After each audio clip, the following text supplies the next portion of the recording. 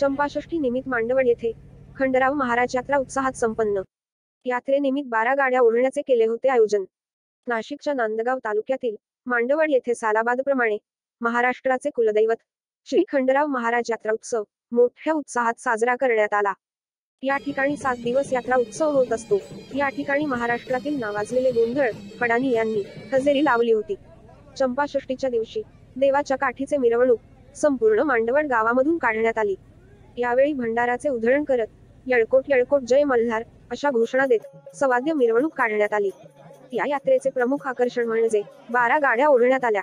या उत्साहास पंचक्रोशीतील हजारो भाविकांनी हजेरी लावून वांग्याचे भरीत आणि बाजरीची भाकर हे नैवेद्य देऊन तळी भरून दर्शन घेतले।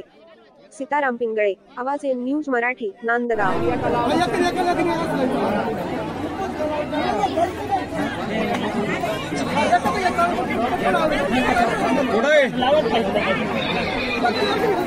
माऊली